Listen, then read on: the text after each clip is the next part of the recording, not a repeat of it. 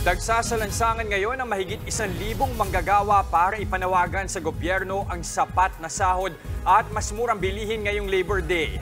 Marami sa kanila dumayo pa galing probinsya para lang makibaka. Live mula sa Maynila, nasa frontline ng balitang yan si Ian Suyu. Ian, kamusta na ang sitwasyon dyan ngayon? Maui, maaga pa lang, daang-daang mga miyembro ng uring manggagawa at mga labor groups na ang nagtipon-tipon para magsagawa ng malawakang kilos protesta dito sa Maynila. Nasa mahigit 1,000 katao ang bilang ng mga nagpunta rito mula sa iba't ibang probinsya at nagsama-sama sila kaninang umaga ng alas 6 mula sa Pinoval, sa Espanya at Moraita patungo dito sa May Recto. 4 na grupo ng manggagawa yan kabilang na ang WPL, Katipunan, Aglo at Kilos Manggagawa. Tutungo sana sila sa Menjola para maglungsad ng programa tungkol sa kanilang mga hinaing pero malayo pa lang, sinita na kagad sila at hinarang ng mga tauhan ng Manila Police District.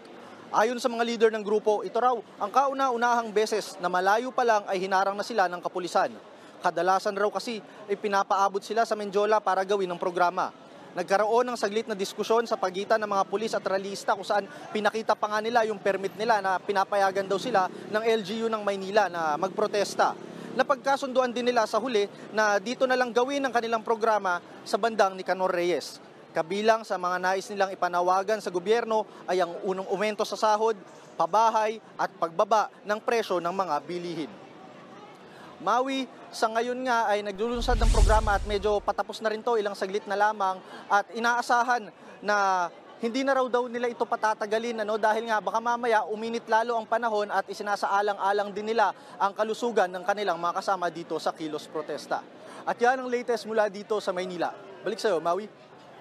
Maraming salamat, Ian Suyu. Mga kapatid, Lucy Cruz Valdez po, maging maalam at may pakialam sa mga napapanahong balita sa bansa. Tumutok at mag-subscribe sa News 5 social media pages.